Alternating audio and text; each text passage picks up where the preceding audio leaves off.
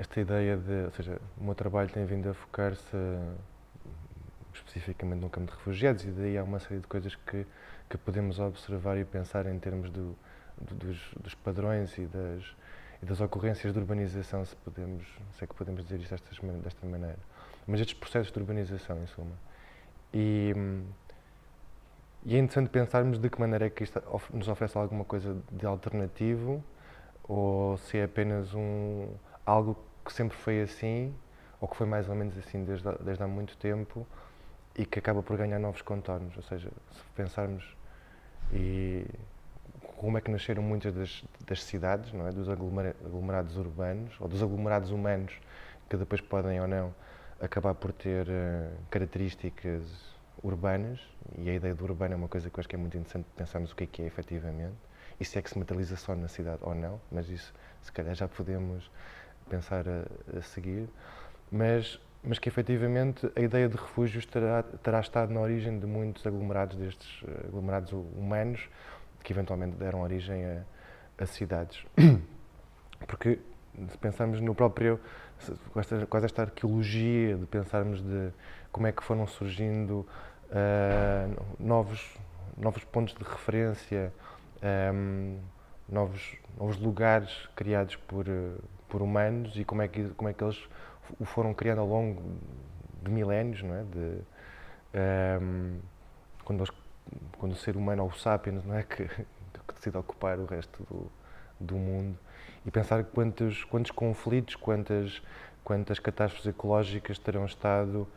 na origem desses novos movimentos e do deslocamento forçado, na origem, ou a dar origem a a uma instalação num outro sítio. E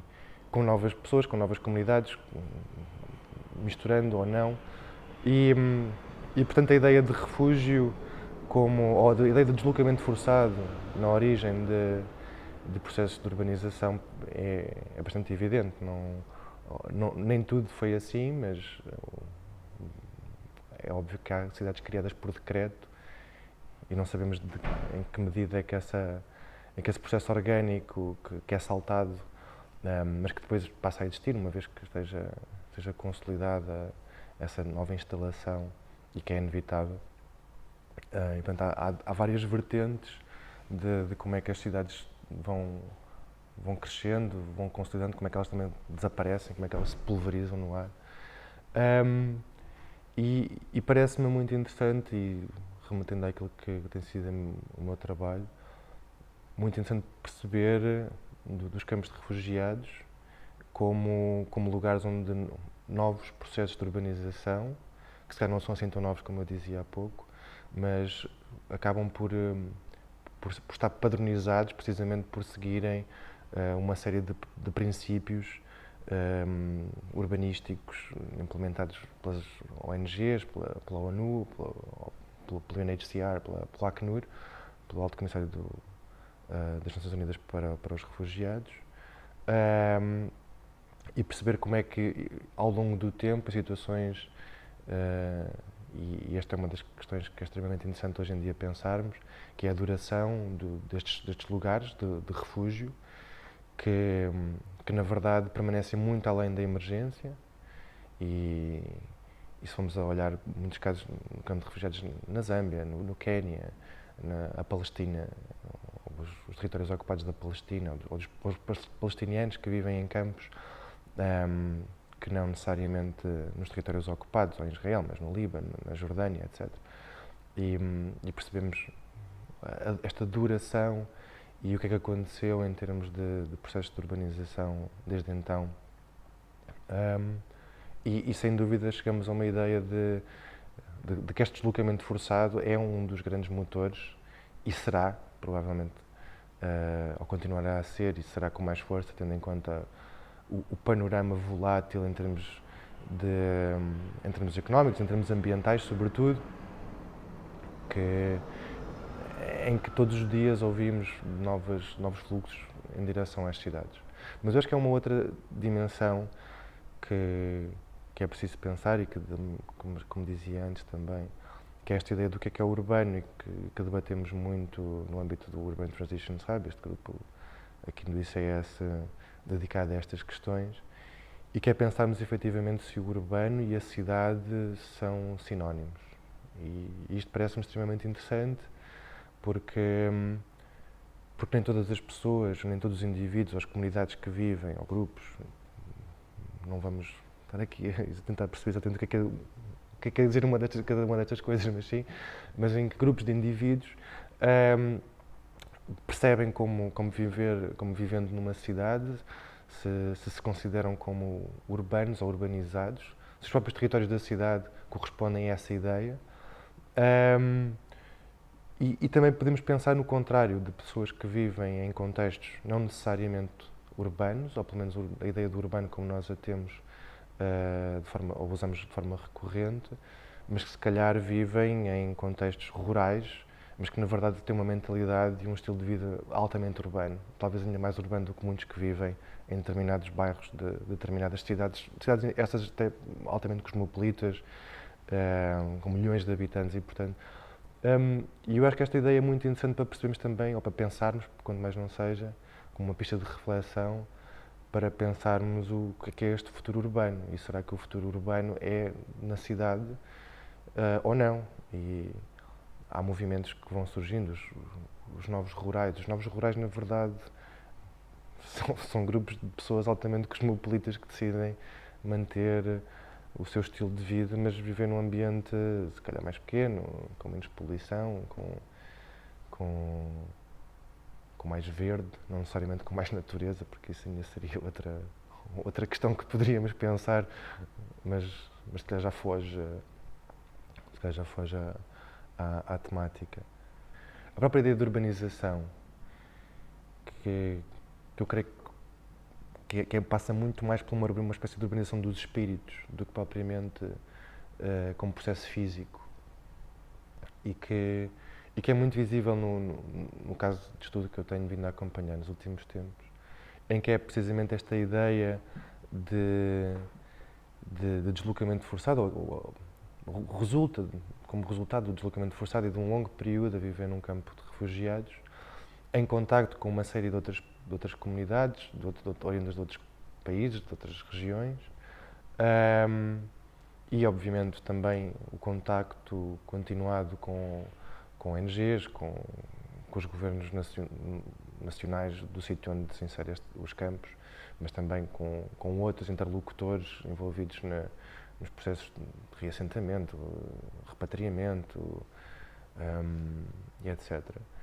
E a própria organização destes espaços, que acaba por ser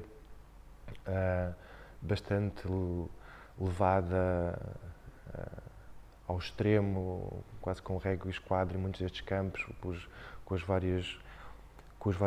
plots, com os vários pedaços de terra, não falta uma palavra em português, com os vários lotes para construção que os refugiados muitas vezes lhes são outorgados, são atribuídos, e que é muito interessante pensar como é que depois, porque uma das soluções naturais destes campos é o seu encerramento, e pensamos que o seu encerramento é, na verdade, a sua abertura ao exterior, e que em muitos casos dão origem a cidades, efetivamente, mas também pensar no que acontece àqueles que fundaram o campo, ou que estiveram na origem e na criação do campo, refugiados de facto e de jure, não é? Reconhecidos legalmente como tal, mas também perceber para onde é que eles voltam quando se veem forçados a tal, quando há um processo de repatriamento em que a integração local não funciona, em que a reintegração num outro país também não funciona, e perceber para onde é que eles voltam nos países de origem, que muitas vezes não são de origem, porque, como sabemos, muitos até acabaram por nascer mesmo dentro destes campos de refugiados. E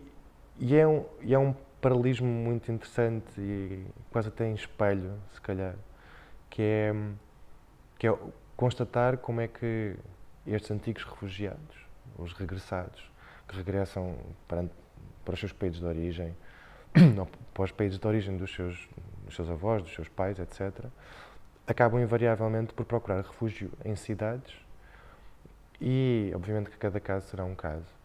mas mas precisamente porque a cidade permite um certo anonimato, permite esconder algumas características que, caso fosse o regresso feito para zonas rurais, esse mesmo anonimato seria mais difícil de continuar a ter, de, de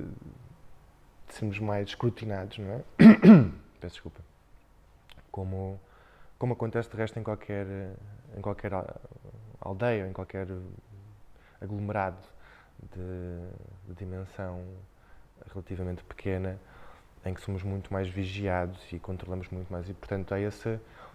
ideia mais antropológica do que é o refúgio, desta proteção, que pode ser não apenas física, mas também pode ser noutros níveis da nossa individualidade. E isto faz quase uma espécie de espelho com um outro tipo de fenómeno que se calhar que nós podemos pensar que parte precisamente das pessoas que vivem em contextos urbanos, se calhar não apenas em zonas de pós-conflito ou países por onde alguma catástrofe terá passado, seja ela climática, uma inundação, uma guerra, um conflito de qualquer tipo de qualquer espécie, mas que se sentem acossadas e que me parece extremamente interessante de pensar o tipo de discurso, efetivamente, que ativam e na mudança de vida, não é só de comportamentos, mas também de vida, em que decidem, de forma mais ou menos permanente, abandonar o tal contexto urbano, ou a cidade, e alegando uma certa violência. E essa violência pode ser a poluição, pode ser os estilos de vida menos saudáveis, o stress, e pode ser até de forma real, mas também pode ser uma construção do que é o medo, não é? De percebermos não só destas coisas que nós sabemos que sim, que existem nas cidades, mas também algum sentimento de risco, de sermos assaltados, de sermos raptados, não sei. Somos ao concreto, a uma cidade da América Central, não é? Em que vemos estas gated communities, em que as pessoas circulam de helicóptero, saem da garagem, que há esse medo, e que se calhar é mais ou menos real, não é, nem sempre é tão real quanto quem se esconde nessas mesmas comunidades, nesses condomínios, pensa ser.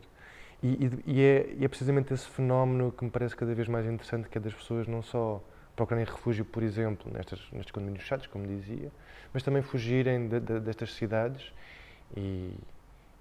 que vão criar novas comunidades, normalmente também com outros indivíduos que partilham uma série de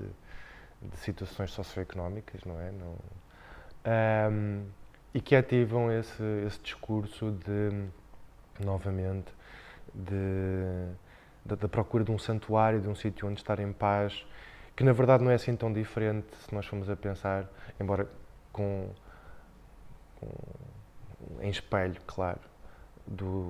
daquilo que acontece quando alguém se vê forçado a ir para um campo de refugiados por uma questão de guerra, etc. Se pensarmos nestes novos fenómenos urbanos e de como é que o deslocamento forçado, que é talvez a linha de reflexão principal do meu trabalho, é muito interessante observar estes dois fenómenos, que na verdade se calhar são só mas que aparecem em espelho, que surgem em espelho, que é de um lado os conflitos, chamemos-lhe étnicos, embora isso seja uma forma de o dizer muito problemática, mas ou conflitos entre diferentes movimentos partidários, políticos, guerrilhas, ou, invariavelmente, cada vez mais isso é evidente, ligados também a questões ambientais e de alterações ambientais, que não apenas climáticas, e que inevitavelmente acabam por ter que fugir, acabando também, normalmente, em campos de refugiados ou em cidades. E estes dois destinos, estes dois espaços, são talvez os mais frequentes, uma vez que é um conflito em que as pessoas têm que ser de facto evacuadas ou que decidem por sua vontade, de acordo com as circunstâncias, fugir. E do outro, talvez tenhamos este fenómeno em espelho, como dizia, que isto pode ser problemático, mas em termos conceptuais, e acho que é importante referir, em termos conceptuais, é muito interessante, que é precisamente quem procura o refúgio de um ponto de vista, ou desde já de uma plataforma mais privilegiada, em que o faz de forma voluntária e que obviamente pode escolher qual o seu destino e que, depois de acordo com o contexto, se formos à América do Sul, e precisamos também de pensar em que país da América do Sul é que estamos a falar, mas fomos para o Brasil, ou El Salvador, ou sítios em que em que haja uma convivência com a violência muito maior, isto repercute-se de uma maneira diferente, por exemplo, se estávamos a falar em algum caso europeu, embora haja novamente muitas parecenças. E eu acho que a maneira como é que se manifesta esta outra violência urbana, ou normalmente urbana, que tem a ver com a poluição, como dizia, que tem a ver com o stress, que tem a ver com questões alimentares, e pensarmos que se calhar se formos viver para um sítio mais idílico e num monte podemos ter uma comida mais orgânica, mais biológica. E isto parece-me extremamente interessante como fenómeno crescente e que é visível, obviamente, de maneiras diferentes, de acordo com o contexto, mas que é também sintomático e, se calhar, até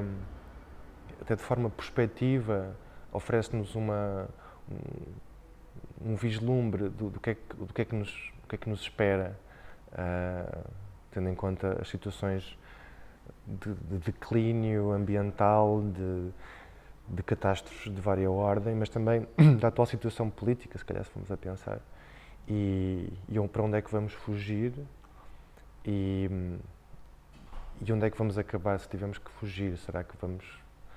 que pertencemos ao grupo dos que vamos para o campo de refugiados, ou que vamos para uma ecoaldeia ou para um condomínio fechado? E eu acho que estas duas dimensões do fenómeno urbano, do que está para chegar, podem ser, ou constituem, no meu olhar, duas pistas de reflexão muito interessantes.